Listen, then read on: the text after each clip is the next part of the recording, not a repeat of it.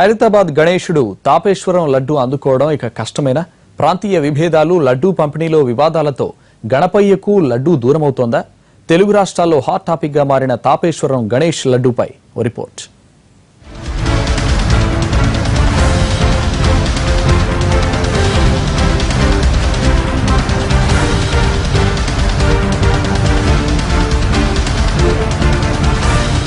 వినాయక చవితి వస్తోందంటే చాలు జంట నగరాలతో పాటు రాష్ట్రం నలుమూలల నుంచి ఇతర రాష్ట్రాల నుంచి సైతం భక్తులు వచ్చి ఖైరతాబాద్ గణేశుణ్ణి దర్శించుకుంటారు.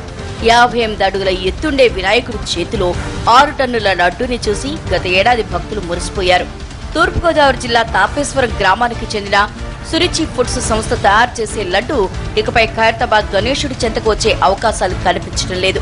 గణేష్ ఉత్సవ కమిటీ సభ్యులు ఈసారి స్థానికంగానే లడ్డూని తయారు చేయించాలని నిర్ణయించుకోవడమే దీనికి కారణం.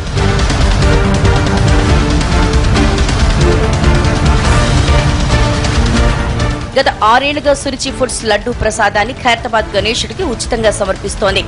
నిమజ్జనం తర్వాత గత ఏడాది దాదాపు 1,50,000 మందికి పైగా భక్తులు లడ్డూ ప్రసాదాన్ని స్వీకరించారు. అయితే వస్తున్న భక్తులను ఉత్సవ కమిటీ నియంత్రించకపోవడం సమస్యగా మారింది. 2010లో తొలిసారి 500 కేజీల బరువుతో ప్రారంభమైన తాపేశ్వరం లడ్డు 2011లో 2,400 కిలోల బరువుకు పెరిగింది. 2015లో 5 టన్నుల భారీ లడ్డు ఇచ్చిన భారీ వర్షం కారణంగా ప్రసాదం కాస్త పాడైపోయింది. కానీ ఈసారి అసలు తాపేశ్వరం లడ్డూయే కనిపించకుండా పోతోంది.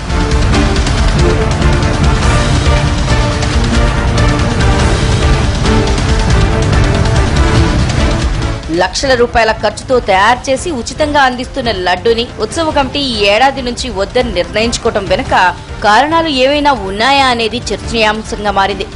ఈ ఏడాది సెప్టెంబర్లో గణేష్ ఉత్సవాలు జరగనుండగా విగ్రహం పనులతో పాటే లడ్డూ తయారీకి సంబంధించి తాపేశ్వరంలో ఏర్పాట్లు ఆరంభమయ్యేవి.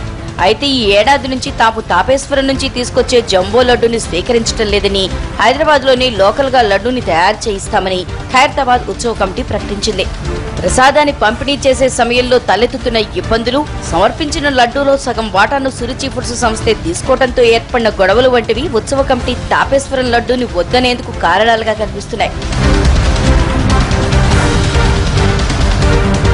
గత ఏడాది 6 టన్నుల లడ్డూలో 3 టన్నులు ఖైరతాబాద్లోనే పంపిణీ చేయగా మిగిలిన సగభాగం కూడా ఇవ్వాలంటూ హైదరాబాద్కు చెందిన కొందరు నాయకులు సురుచి ఫుడ్స్ యజమానిని అడ్డగించి మరీ లాక్కెడిపోయారు.